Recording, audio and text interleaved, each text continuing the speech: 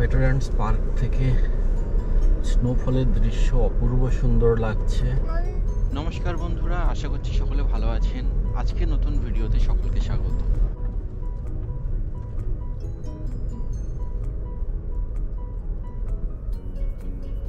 একটু স্নোতে হেঁটে আসলাম, এবার যাচ্ছি ধীরে ধীরে বাড়ির দিকে।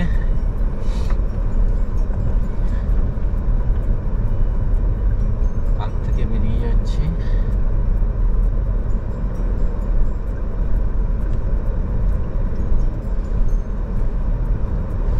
যারা নিউ জার্সি বা নিউ হ্যাম্পশায়ার, মেইন এসব স্টেটে থাকি, নিউ ইয়র্ক বা আমেরিকার বিভিন্ন স্টেটে যেখানে প্রচণ্ড স্নোফল হয়,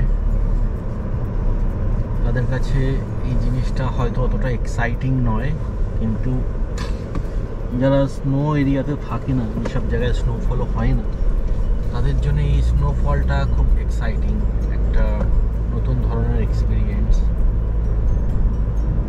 যেটা চেষ্টা করছি শেয়ার করার। যারা অন্যান্য দেশে যেখানে স্নোফল হয় না, তার কাছে এই জিনিসটা একটা স্বপ্নের মতো মনে হয় যে স্নোফল হচ্ছে, সেখানে দাঁড়িয়ে আছি, ঘুরছি, ভালো লাগে। ইন্ডিয়াতে বিভিন্ন জায়গায় স্নোফল হয়, হিমাচলের ওদিকে যেমন স্নোফল হয়, কুলু মানালি, সিমলা, এদিকে দার্জিলিং, সিকিম, এইসব দিকে ভালো রকম স্নোফল হয়।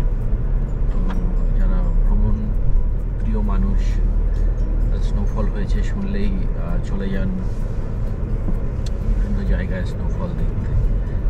আমি অনেকবার গিয়েছি, মানালিতে গিয়েছি, দার্জিলিং গিয়েছি। দার্জিলিংয়ে গিয়ে আমি স্নো দেখতে পাইনি, কিন্তু মানালিতে গিয়ে দেখেছি স্নোফল, ভালো লাগে। এসে গেছি আমাদের বাড়ির কাছে, যেখানে যথেষ্ট স্নো পড়েছে এবং পড়ছে, এতটা পড়বে এক্সপেক্ট করিনি যে সঙ্গে সঙ্গে সাদা হয়ে যাবে। আশা করছি এই সময় চেরি হিলের অবস্থা কী হয়েছে। ঢুকে যাচ্ছি পার্কিংয়ে, গাড়িটা বাইরে রাখা ঠিক হবে না, গ্যারেজের ভিতরে রেখে দিই যাতে স্নো না পড়ে। স্নো পড়লে গাড়িটা নিয়ে বেরোতে পরে অসুবিধা হয়। এখানেই ব্লগটি শেষ করছি। ভালো লাগলে লাইক ও শেয়ার করবেন, আর যারা নতুন দেখছেন চ্যানেলটি সাবস্ক্রাইব করে সঙ্গে থাকবেন। ভালো থাকবেন, সুস্থ থাকবেন। নমস্কার।